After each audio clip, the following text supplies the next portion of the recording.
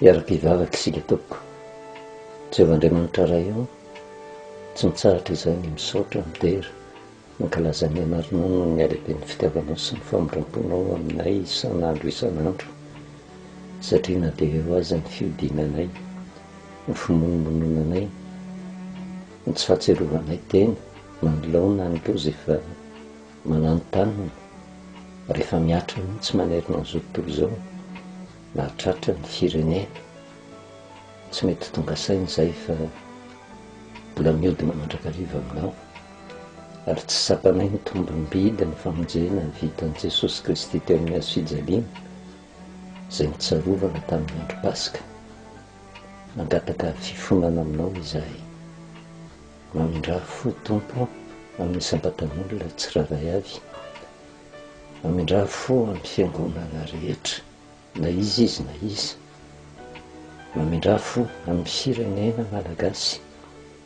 izay tsapanay tokoa ny fitantananao azy, satria ny sandrinao mahery mbola mitsotra araka ny teninao hoe tanàna mahery sy sandrina mihitsitra no nitondranao ny zanak'Israely mivoaka tamin'ny tany Egypta, dia izany sandrina mahery izany mbola hitantananao amin'ity firenena malagasy ity. Na tsara na ratsy, na mitoetra ao anatin'ny faratsiana na mandeha amin'ny marina, tsy misy tsy mianoka eo ambanin'ny fahasoavanao. Ry izany indrindra no hitarainanay mandrakariva aminao Tompo. Aza jerevanao araka ny haben'ny faratsianay izay fa jereo araka ny alehibe ny famondrom-ponao. Ankatahanay aminao dia nifanahinao masina mokaiasa mandrakariva mba ho tsapany ny sambatan'olona tsiraray avy fa na inona ezaka atao raha tsy ianao no miasa efa lanindrindrina izahay. Ao anatin'izao teny fampaherezana fo izao indray fanahinao masina mandresy lahatra ny sambatan'olona tsiraray avy mba hitodika tanteraka aminao ka hitaraina ny famondram-ponao, andray fanapa-kevitra hiala amin'ny faratsiana, tsy hitoetra ao anatin'ny lasitra fototra ny ainana, indrindra ho anay kristianina izay kamo mandinika ny tenin'Andriamanitra, kanefa ao anatin'izany dia misy torolalana andraisanay famonjena. Mamindra fo Tompo, ary dia miteza indray ianao miasa mahery ao anatin'ny teninao mba hitondra fiovampo amin'ny isam-batan'olona tsiraray avy, ary ny teny rehetra izay ho renesina indray amin'ity anio ity mba hitondra fanafahana, mba ho aina ho an'izay mahazo azy ary ho fahasalamana ho an'ny nofony rehetra. Ho dia mitenena ary Jehovah fa mihaino ny mpanampinao amin'ny anaranao Jesosy. Amen. Miarabantsika amin'ny anaran'i Jesosy Kristy, manonona ny fahasoavana sy ny fiadanan'ny Tompo mitsika mandrakariva. Tsy mitsahatra ety am-piandohana ny mamerimberina mandrakariva noho ny Pasika izay vao nidiavintsika, satria araka ny nambarantsika teto dia ny Pasika dia misy hafatra men'Andriamanitra ny olona mba ho arahany ahafahany mihazona ny fanafahana izay nomen'Andriamanitra. Raha tany amin'ny tany Egypta, tsy hoe tafavoaka tao amin'ny tany Egypta ny zanak'Israely dia voavonjy mandra-pahafatiny, fa nisy ny fepetra maro isan-karazany napetrak'Andriamanitra mba ho arahany, satria ny loza dia manaraka mandrakariva na dia efa tafavoaka eny amin'ny tany Egypta aza. Torak'izany koa nahafatesan'i Jesosy Kristy, tsy hoe vita ny famonjena, tsy hoe maty Jesosy Kristy dia azo antoka ny tena famonjena ho an'ny isam-batan'olona tsiraray avy, fa ny famonjena ozy tsika no efa vita, fa itsika mbola tsy voavonjy, fa manoro lalina antsika ny soratra masina mba hizorantsika izay ahaizantsika mihazona izay toromarika rehetra hitazomantsika ny famonjena izay, dia vonjenitsika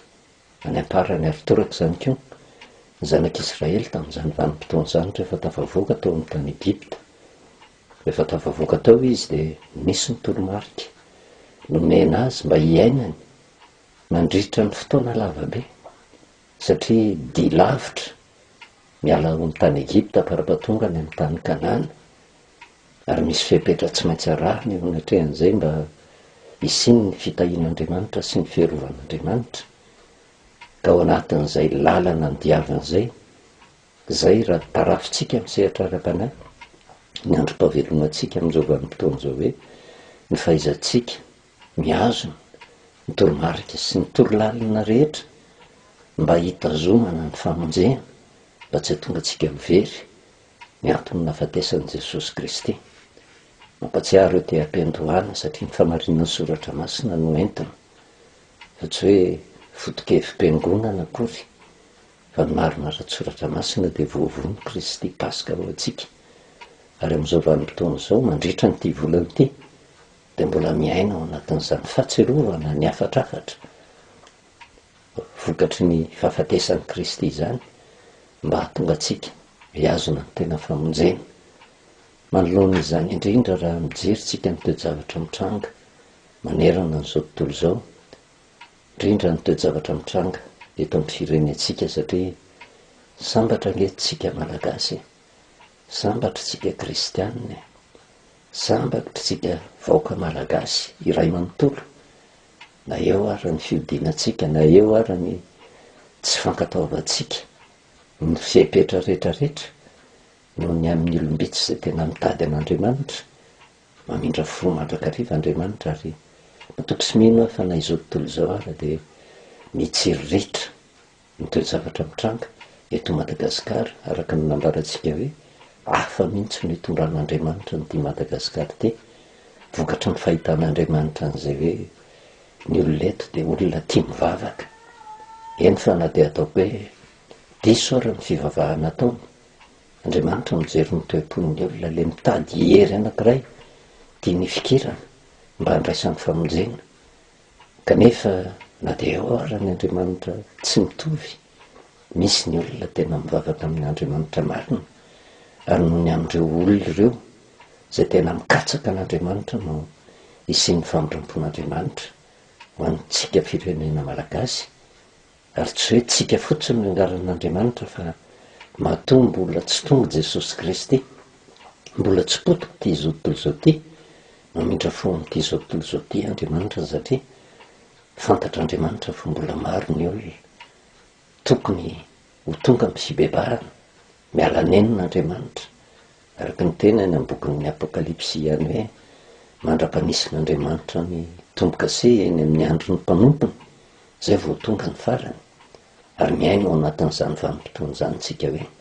miala nen'Andriamanitra mba handraisantsika ny tombo-kase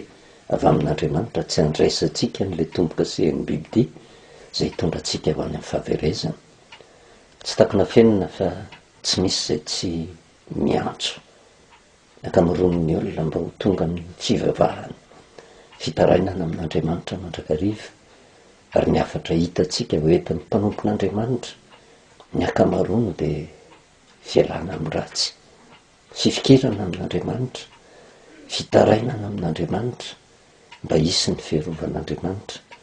Ary izay afatra miempita mandrakariva ao anatin'ny vahoakan'Andriamanitra izay,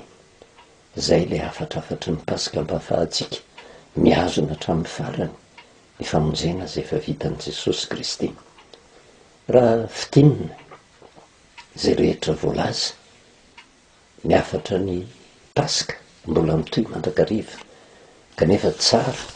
mijerevantsika mandrakariva ny soratra masina hoe tsisy zavatra vaovao eo anatrehan'Andriamanitra ange ny zavatra mitranga, efa fantany ary efa nampahafantariny dia mimeloha ao anatin'ny Baiboly izany rehetrarehetra izany. Ary raha mandinika manokana tsika ny bokin'ny Joela, satria ao anatin'ny afatra nomen'Andriamanitra ny Joela dia efa mimpahafantarana ny zavatra hitranga any aparany, ny loza tsy misy tonga azy izay efa hiatra manerina an'izao tontolo izao, sy ny zavatra kendren'Andriamanitra ao anatin'izany rehetrarehetra izany mba hahatonga fibebahana sy fitodiana amin'Andriamanitra. Dia misy toromarika omen'Andriamanitra antsika. Raha jerevantsika ny Joela toko faharoa, ny 1:1 ka hatramin'ny 2, ohatran'ny mampieritreritra io zavatra io, satria zao toejavatra mitranka manerina zao tontolo zao izao de efa hita taratra sady na de ataoko hoe mbola tsy tonga aza ny farany fa ny zavatra mitranga rehetrarehetra nefa de efa famantarana fa efa tombotra ny faravan'ity zao tontolo zao ty antombotra ny fiavian'i Kristy zao no voasoratra ao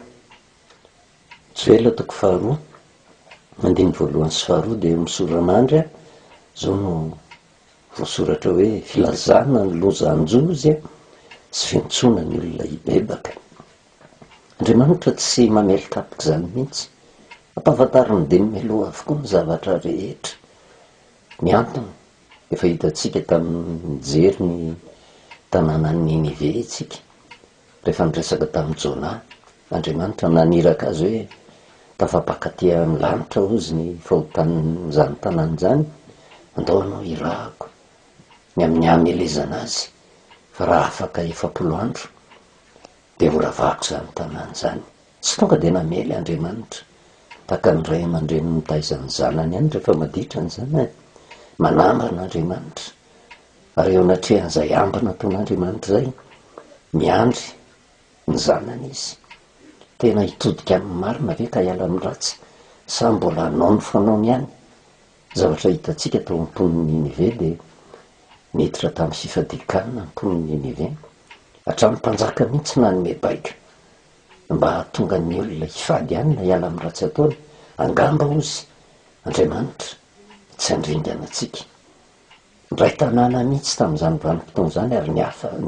niavaka ny mponina tao Ninive, niala tamin'ny faratsiny tapitra ny 7 andro le quarantaine nanenon'Andriamanitra ny amin'ny loza saika amelezany an'ny Ninive de tsy noravan'Andriamanitra ny tanàna. Matoky sy mihiny ihany keo fa hijery ny olona tena mibebaka Andriamanitra eto amin'ity firenena malagasy ity, satria raha ny tena marina nge miditra ao anatin'izany quarantaine ara-panahy zany tsika. Vo azo lazaina hoe 20 andro raha be indrindra no misiny afatra mba hatonga ny olona hiboka ao tokantrano, atao mise en quarantaine daholo ny olona rehetrarehetra, mitanjona kendrena rehefa manakatra ny zava-panahy hoe tena raha ny quarantaine ara-panahy no jerevantsika afaka 7 andro raha tonga ny fibebahana ny firenena malagasy. Misy lahalam-baovao sokafan'Andriamanitra mba ho fierovana nyity firenena malagasy ity, ho anatra ho an'izao tontolo zao. Joël toko faharoa ny andiny voalohany sy faharoa, filazana ny loza-njo amin'ny lafiny anankiray ho avy ny loza fa misy antso ataon'Andriamanitra koa ho amin'ny fibebahana. Tso feo ziona ny anjomara ozy ary mentso mafy ao atendrombohitro masina. Aoka angovotra ny mponina rehetra amin'ny tany fa avy ny andron'i Jehova ozy efa tongotra zany de andro maizina sy manjombona, andro mandramana sy maizim-pito toy ny fahazavan'ny maraina, miely manerana ny tendrombohitra izy de firenena lehibe sy matanjaka ka tsy nisy tahaka azy hatr'izay sady tsy hisy tahaka azy intsony ao aoriana. Marina amintsika nge zany taiza moa tsika nahita toejavatra tahak'izao hoe loza manerina n'ity zao tontolo zao ty, tsy mbola nisy tahaka an'izany hatramin'izay ary raha amin'ny andro mpahavelomantsika raha ny soratra masina ny dinihana mbola hisy loza mafy enjady amin'ity zao tontolo zao ty, mafy kokoa no zao zavatra iainantsika zao. Tsy fantatra mety hoe amin'ny andro mpahavelomantsika ve no hitrangany zany zavatra zany, fa raha toka ary tsika tsy maniry an'izany hoe ty ary efa tsy taty de mbola hisy loza mafy noho izany ihany koa mbola enjady manerina n'izao tontolo zao ary hitakatra ty a Madagasikara. Fa mivavaka amin'Andriamanitra tsika hoe aok'izay Andriamanitra ao, tsy zakanay intsony fa meo hery zay mba hahafahanay mitodika aminao. Fa raha toka tsy mbola amin'ny androtsika no hatongavan'izany loza mahatsiraviny de marina amintsika zany tenin'Andriamanitra zany hoe tsy nisy tahaka an'izany mihitsy hatramin'izay ary tsy hisy tahaka an'izany intsony, tsy mbola nisy tahaka an'izao. Fa saingy manoloana zany afatr'Andriamanitra zany sy ny loza ambarany, firy amin'ny olona no tonga ny fibebahana,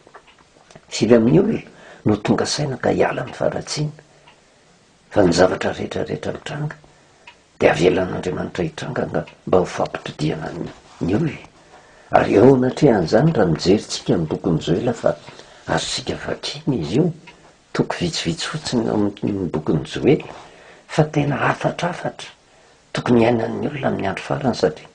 raha ny fandehan-javatra atao amin'ny bokon'ny Joela de nisy ny loza hanjo zany hoe loza mananotanina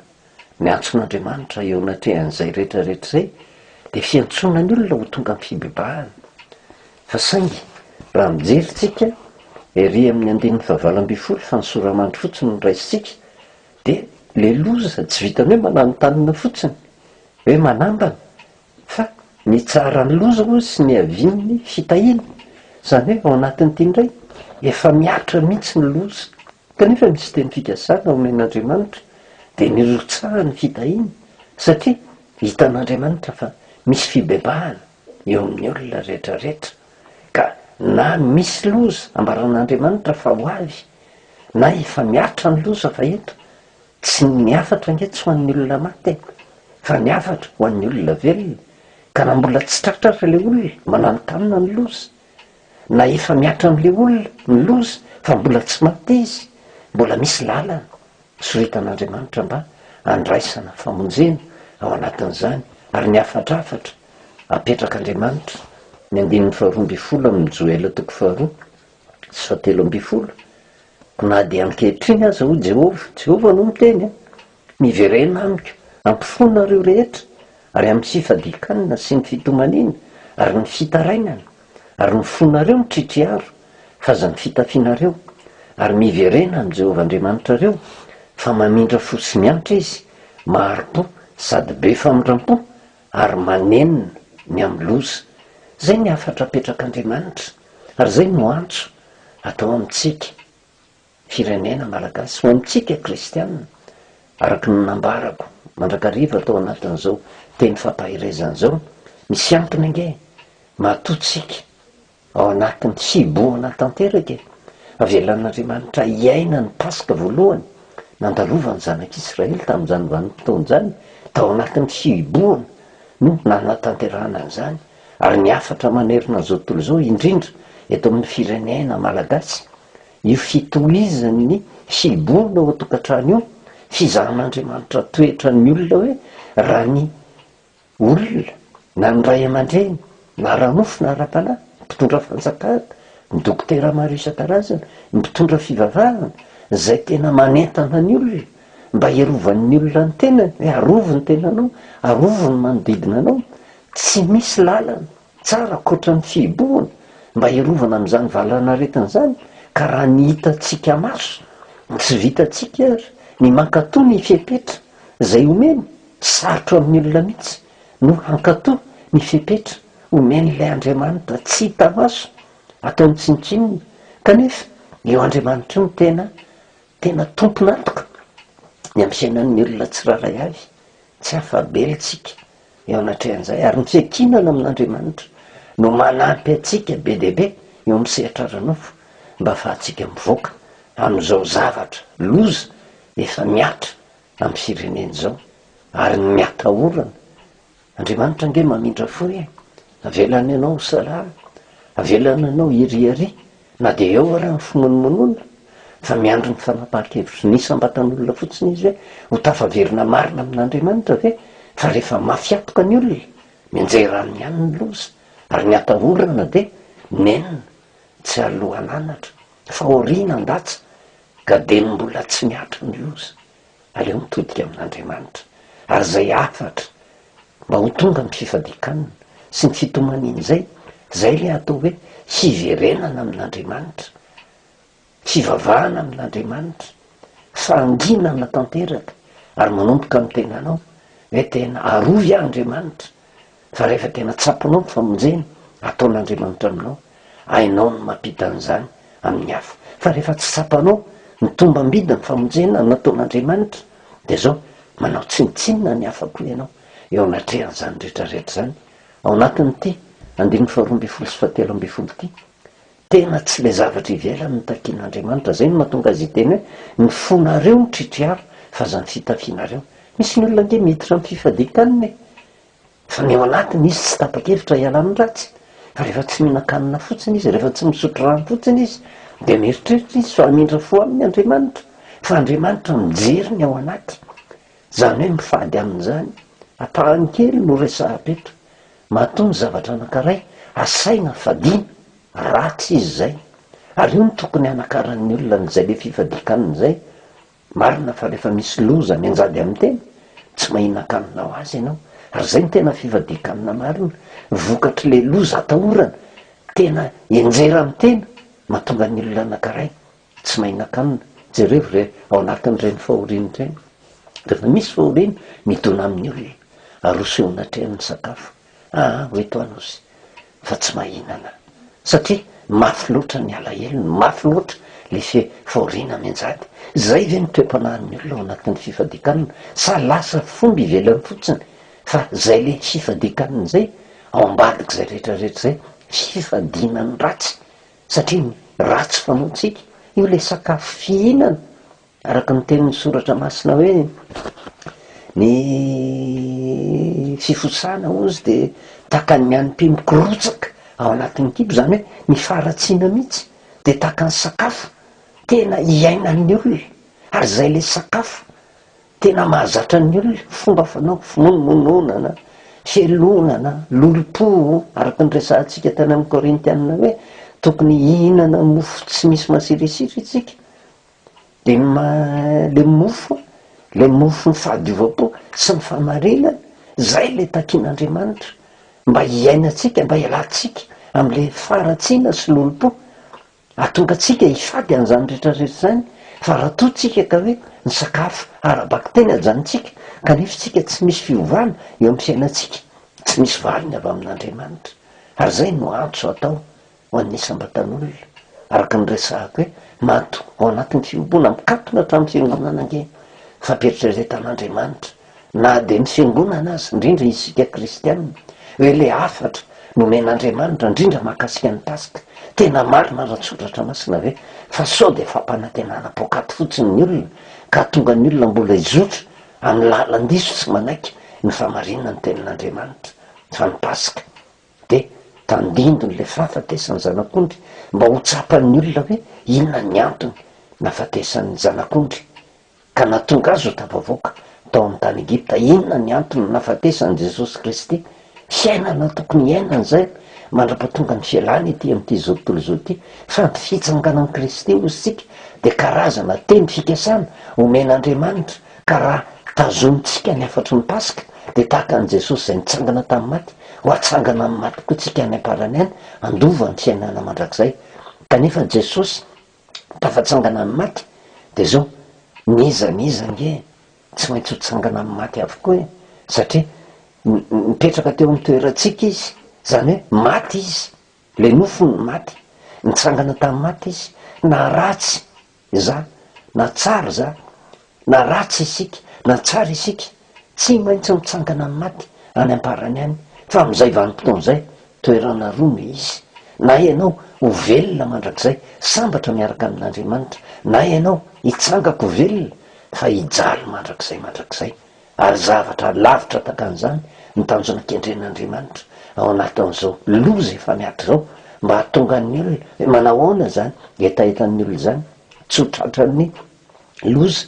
tsy ho tratran'ny aretina. Eto nge de naiza na tsara na ratsy le olona, na mino an'Andriamanitra na tsy mino an'Andriamanitra le olona, na inona firenena misy an'le olona, na inona saranga misy an'le olona, ny ao anatiny de zao samy tsy te ho tratra ny loza io avokoa, fa samy te ho velona ety amin'ity zao tontolo zao ity, iriary fa mitanjona kendren'Andriamanitra nefa lavidavitra kokoa ny azahoantsika antoka ny tena fiainana mandrakizay.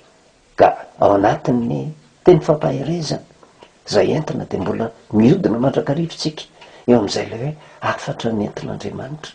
teo anatin'ny Pasika zay. Raha ny tena marina nge vokatry ny fiodinany zanak'Israely, vokatry ny tsy fahatsapany, ny tombam-bidy ny famonjen'Andriamanitra natonga azy nanomezana ny Pasika. Ary araka ny fantatritsika hoe matoa nomena ny Pasika de misy ny loza efa miatra tao amin'ny tany Egipta zany, fefa hitantsika tamin'ny farany teto hoe na de tafavoaka raha ny zanak'Israely de nisy baika nomena mba hinanana mofo tsy misy masirasira mandritry ny afotoana. Fa raha ohatra mbola ahitana misy masirasira ao amin'ny tokantranon'le olona de mbola hisy loza andringanana azy, zany hoe io loza io ange tsy tapitra, io loza io miantona eo ambony lohantsika mandrakariva. Fa ho tanteraka nefa rehefa tena miodina amin'Andriamanitra tsika, ary eo no isehoany le famindrampon'Andriamanitra hoe mba ho lahataoko hafa ny manompo azy sy ny tsy manompo azy, tsy hitovy mihitsy.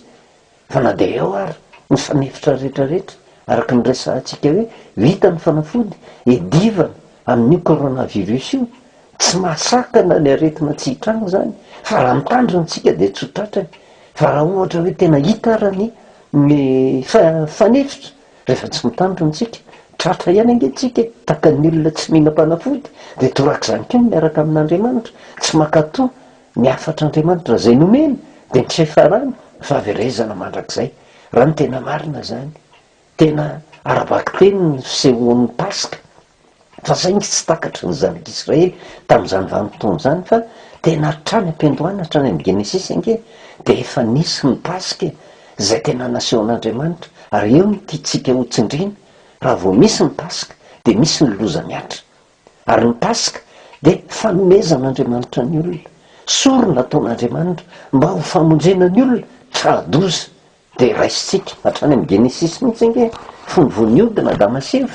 de efa nisy zany zavatra zany. Fantatritsika ny tantarany Adama sy Eva fa nisy fepetra napetrak'Andriamanitra eo amin'ny Genesisy toko faharoa, Genesisy toko faharoa ny andininy fa enina amby folo, Genesisy toko faharoa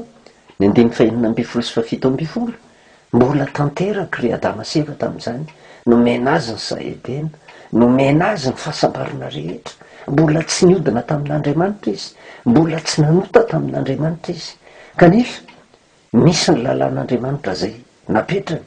Ary fantatritsika ao amin'ny Genesisy toko faharoa fa indraindray ny olona tsy mahatakatra n'io zavatra io, fa nisy le saedena ary teo vonin'izany saha zany de nisy hazo nampanirian'Andriamanitra teo amin'io saedena io, teo avonin'ny saha.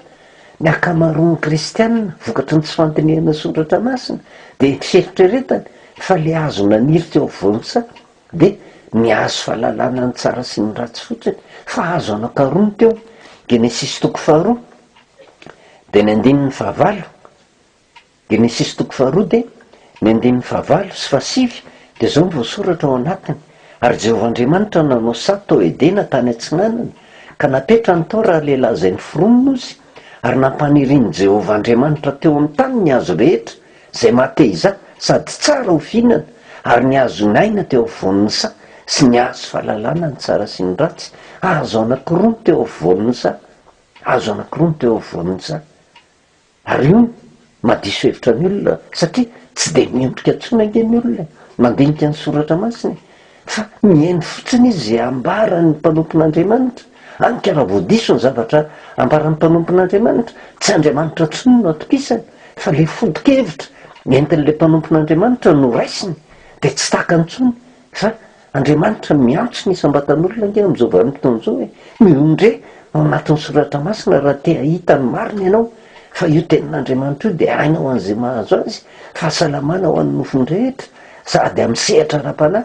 Kanefa izay tsy nohon'ny olona fa mifankatoavana ny tenin'Andriamanitra koa de fanefitra rangezabe erovan'Andriamanitra antsika. Tsy ho tratra ny loza na de loza mitranga ety amin'ity zao tontolo zao ty, aretina maro isan-karazany zay mitranga, afaka miditra an-tsehatr'Andriamanitra miaro antsika eo anatin'izany. Ka teo vonisa misy hazo anankaroa, ny hazo naina sy ny hazo fahalalana ny tsara sy ny ratsy. Ery amin'ny andininy fa enina amby folo sy fafito amby folo: ary Jehovah'Andriamanitra ozy nandidy an-draha lehilahy ka nanao hoe ny hazo rehetra eo amin'ny saha de azonao hinanana ihany, fa ny hazo fahalalana ny tsara sy ny ratsy de aza hinanana, fa amin'ny andro zay hinananao azy de ho fato tokoa ianao. Andriamanitra tsy niteny mihitsy hoe ny hazo eo afovonin'ny saha tsy azonao hinanana ny voniny,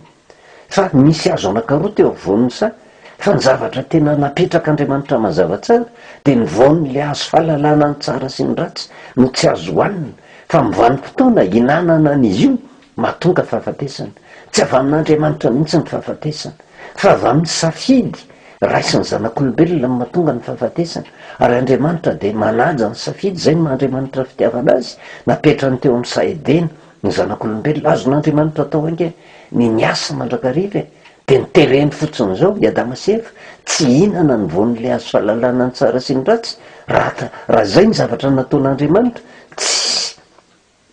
na samy hafatsika tahaka ny biby tahaka ny akoho vao mivoaka de mitsaingoka avetsy averoa fa tsy zay ny zanak'olombelona fa nametrahany safidy mihitsy misy lalana roa napetrak'andriamanitra ny miazonaina rehefa jerevantsika ry amin'ny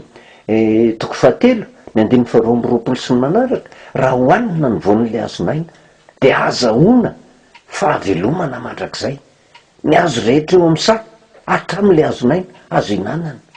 fa ny azo fahalalana ny tsara sy ny ratsy no aza hinanana ozy zavatra mitranga rehefa tonga ny devoly ange nanatsafa ny eva izy de tsy napozy ny eva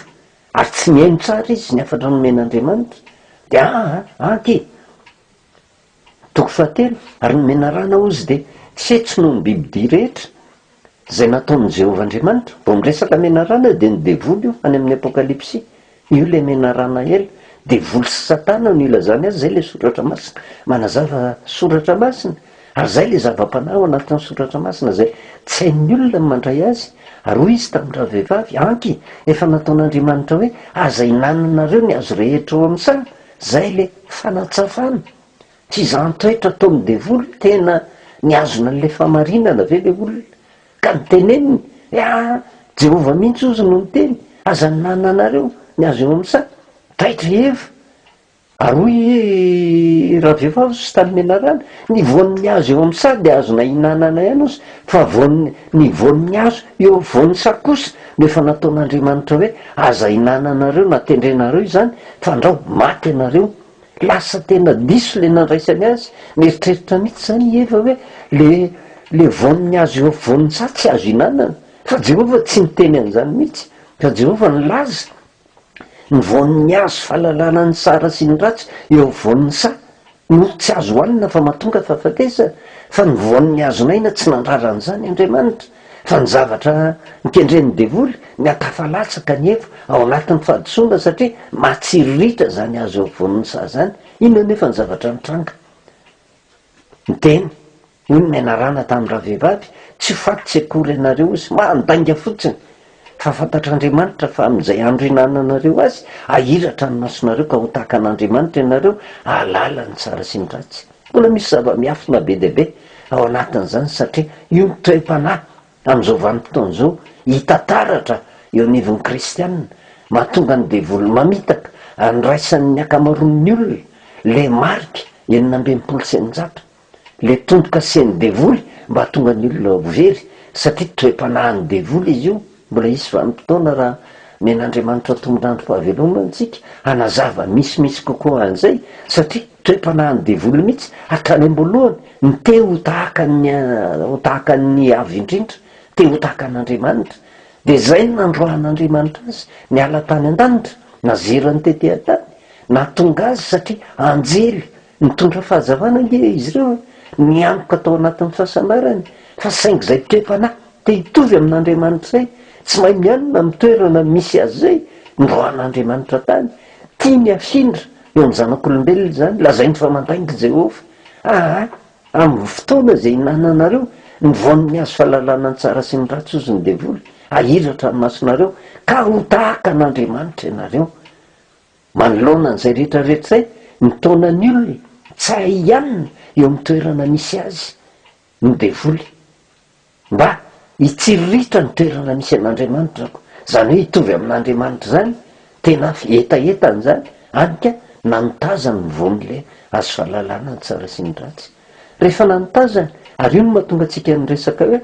vokatry ny safidy ataon'ny olona ihany ny miloza miatrany tsy avavin'Andriamanitra mihitsy ny fahafatesana fa vokatry ny fiodinana amin'Andriamanitra no mahatonga ny fahafatesana vokatry ny fandavana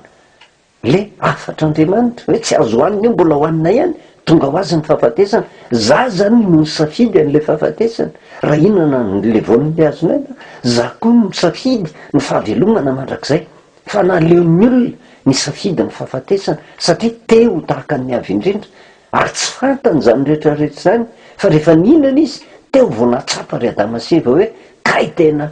miditra amitsika ny fahafatesana ka rehefa tena nihinana ny voan'ilay azo fahalalana ny tsara sy ny ratsy izy ny zavatra mitranga de ty nahiratra ny masony hita ny famitanjaka izy ao amin'ny soratra masina ny dika ny fitanjahana hita ny fananota izy hita ny fa tonga taminy loza hita ny fa tonga taminy fahafatesana ary zay le zavatra mitranga hoe vokatry ny fiodinan'ny olona miatra ny loza anefa andriamanitra namindra fo raha ny tena izy nge tonga ny tonga de naringan'andriamanitra teo iadama sivy araka ny teny hoe raha vo mihinana an'io nareo de ho faty tokoa ianareo fa saingy tsy maty izy raha nihinana fa nomen'andriamanitra tombon'androm-pahavelomana satria maandriamanitra be fitiavana azy de zao misy drafy-pamonjena efa napetrak'andriamanitra ary trany ampendohana mba ho fanavotana le olona miodina mba ananany an'izay fiainana mandrak'izay zay rehefa hitany fa tena nahiratra ny masony ny andiny fahenina hitany raha vehivavy fa tsara ho fihinana ny azo sady mahafinaritra ny maso ary azo matsiriritra-pahendry na nitazany voniny ka nihinanany nomeny ko ny vatiny ka de nihinana izy zany hoe zavatra tsy araka ny sitrapon'andriamanitra am'izay no nitanterahany nihinana hatramin'ny vadiny ary zay le hoe rehefa ianao no nanandrana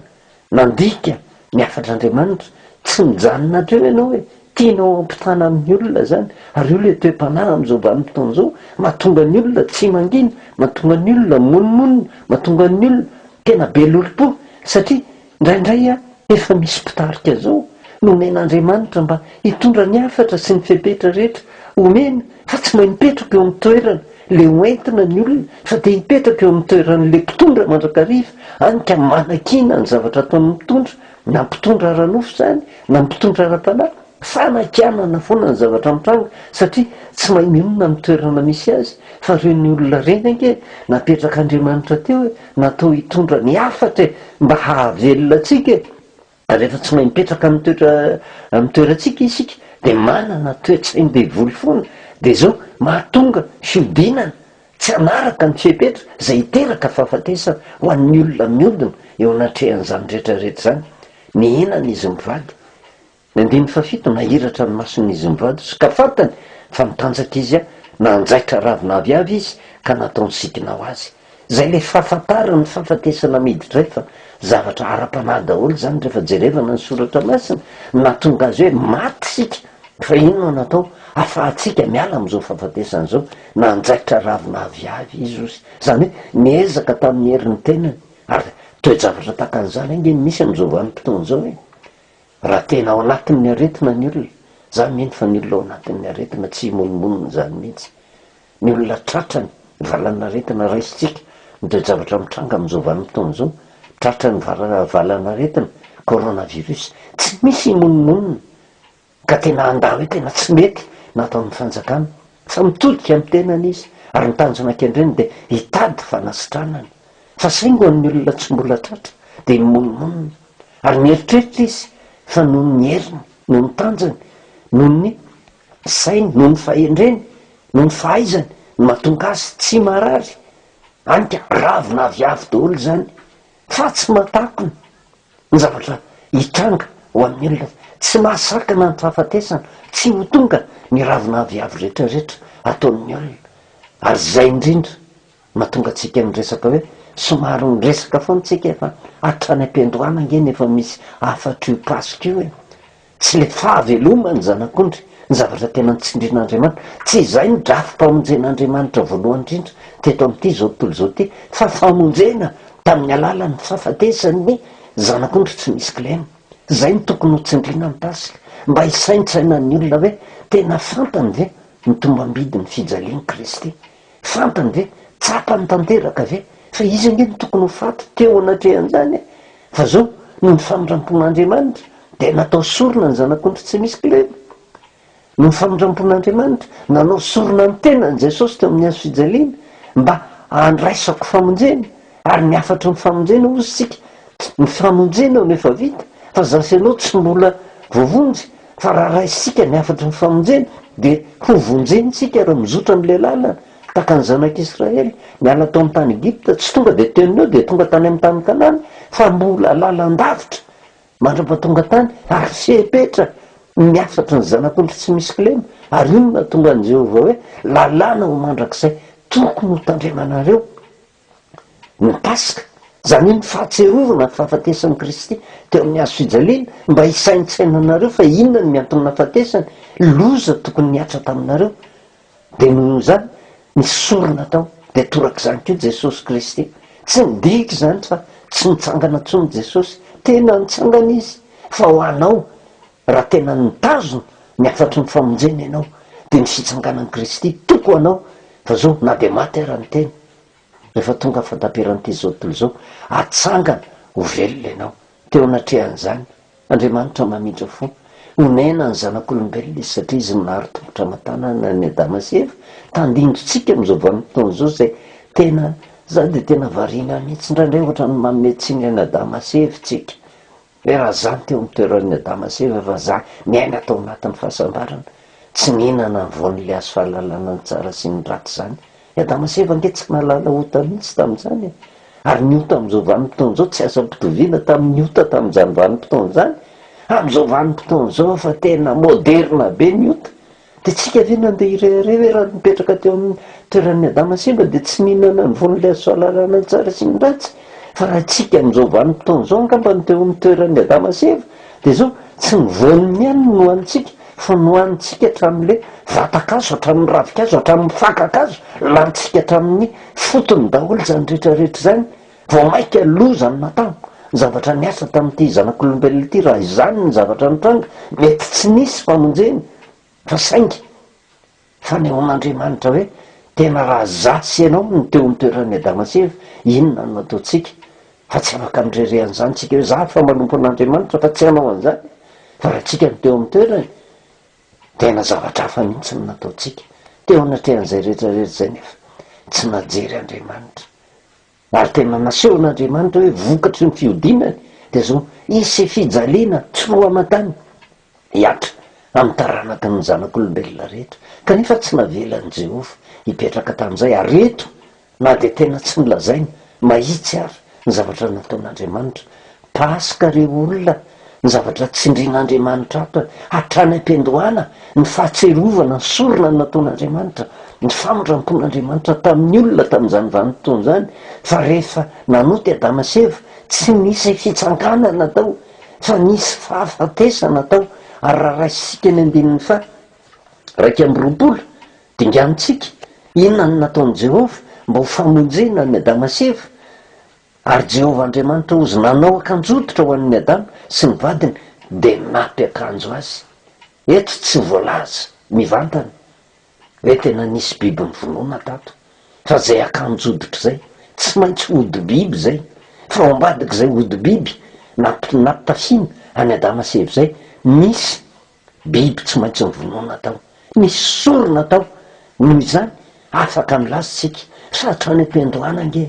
ny afatry ny pasika famonoana biby hosorona ary izay le akanjodotra natasy any Adama sy Eva zay no ahafahany miady amin'ny fahafatesana no ahafahany miady amin'ny fahoriana no ahafahany ny famondram-pon'Andriamanitra hirotsaka be deabe aminy ary zany indrindra mahatonga atsika hoe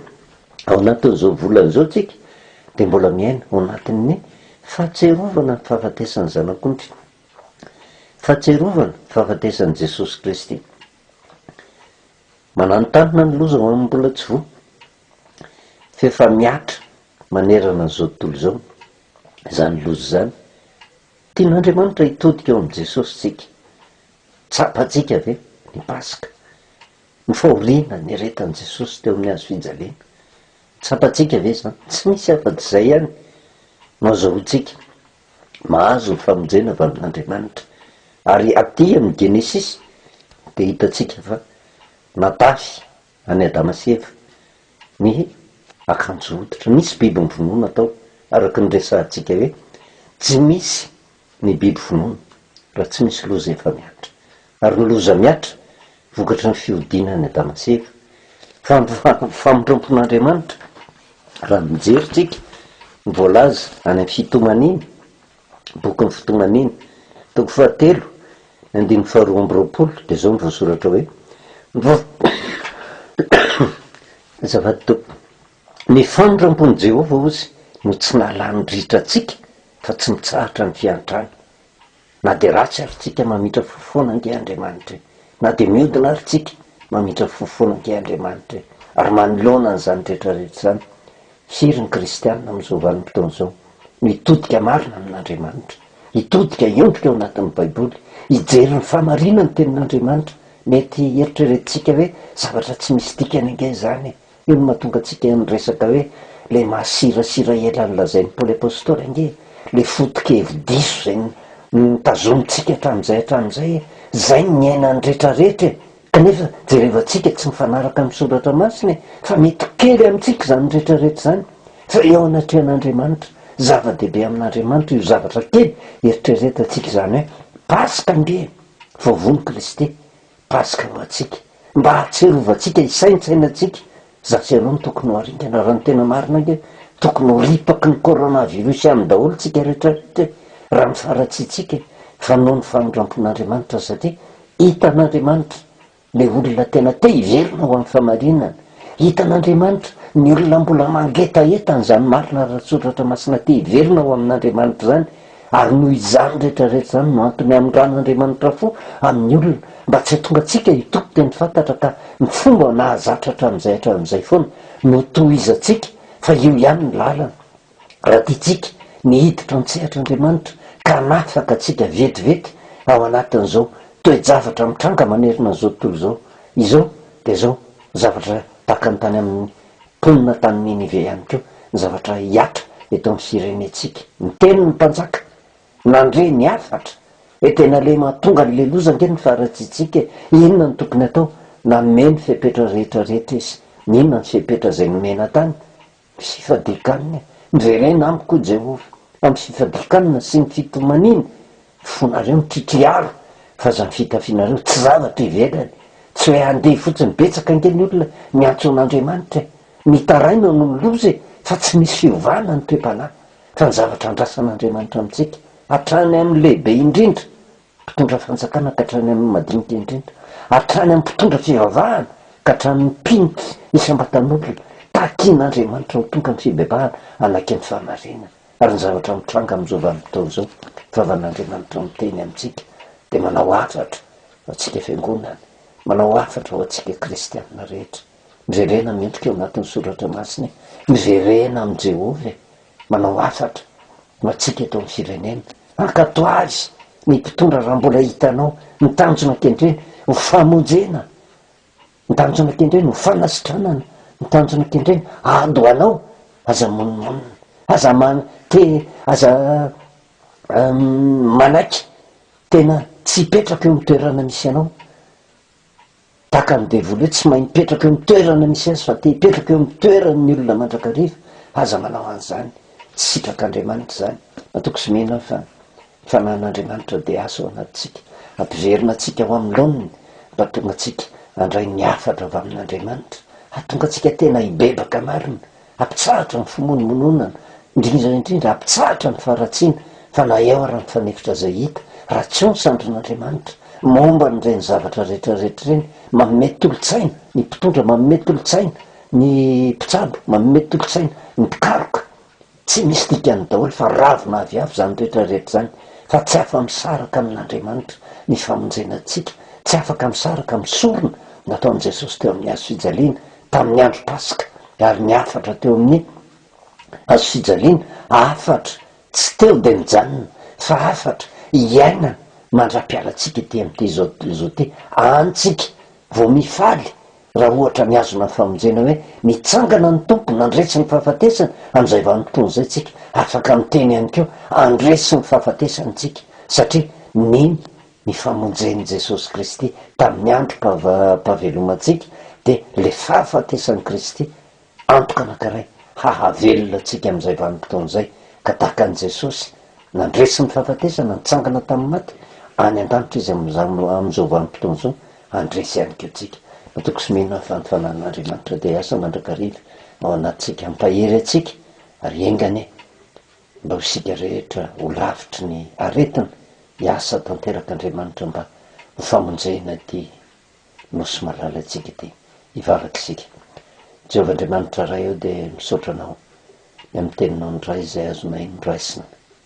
tao anatin'izao fotoana foy izao, manoloana ny vanim-potoana mahamay izay,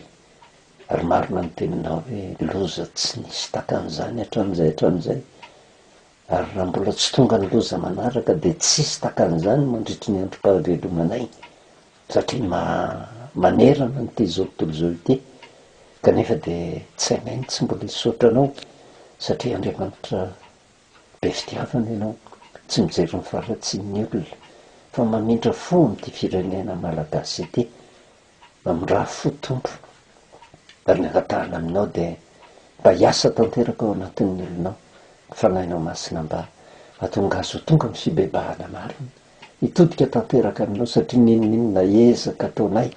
raha avy nahaviavy takany nataony Adamaseva avokoa zany, tsy mahatakona ny faratsiana, tsy mahatakona ny aretina, tsy mahatakona ny fahafatesana, fa le akanjo hoditra zay efa nomaninao nomena ny Adamaseva, zay ko mitakianao mba hotafianay, mba handraisanay ny fanasitranana avy aminao, dia mametraka eo am-pelantananao tompo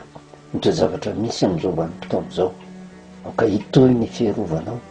tsy araky ny habe ny famarinanay fa araky ny habe ny famindramponao. Tsy adinonay ny mivavaka mandrakariva ho amin'ny mpitondra fanjakana, na dia eo arany teo zavatra mafy miaritra amin'ny firenena, miezaka tsy mikely soroka, manao zay azo ny atao mba ho fiarovana ny olona tsiraray avy, nefa manoloana izany rehetrarehetra zany, eo ny fanomezantsiny maro isan-karazany, saingy tsy mipetraka eo amin'ny toerana izahay ka mitondra fimonomononana. Meo azy ny hery mandrakariva tompo, mba hiazona ny famarinana ary anakina ny fo amam-panahiny aminao, tena iondrika mandrakariva koa anatin'ny soratra masina hahalalany marina, mba hatonga ny fitahiana ho amin'izao firenena izao. Jereo reo marary rehetra, misaotra anao ny amin'ny fanasitranana nataonao tamin'ireo olona, ary mangataka aminao mba ho maro koa no sitrana, mba ho iaina ny olona tratra ny vavilan'aretina, ary mba mihiditra an-tsehatra no anatin'ity firenena ity tompo, mba le akanjo hoditra natafinao any Adamaseva no andrakofanao tanteraka an'ity malagasy iray manontolo ity, mba hisin'ny fahazavana, mba hoentina manerana n'ity zao tontolo zao ity, ka mba ho fianarana ho an'izao tontolo zao ty firenena malagasy ity. Dia matoky sy mino izay fa hanampy ireo mpitsabo ianao, hanampy ny olona rehetra ianao, ary ho an'ny firenena rehetra, ho an'ny malagasy rehetra tompo, tsy izay mitodika aminao rehetra fa na ho an'ireo tsy mahalala azy, ho an'ireo mbola tsy mino, mamindra fo amin'ny tompo, aseho ny lehibe ny fiantranao. Dia matoky sy mino izay fa manerina an'izao tontolo zao dia hiditra an-tsehatra ianao, aneo ny fahagagana, hitondra fanavaozana, hitondra fitodiana tanteraka aminao, nitoe-javatra misy amin'izao vanim-potoana izao. Dia matoky sy mino fa mifanahinao, tsy hoesoronao fa hiasa mandrakariva mba hatsapan'ny olona, fa ianao no tsy maintsy tompony teny farany, ianao no afaka mamonjy. Dia misaotra indrindra ray io ny anaranao Jesosy, amen. Dia manao velomantsika amin'ny anaran'i Jesosy, fahasoavana sy ny fiadanan'ny tompo amintsika mandrakariva. Veloma tompoka.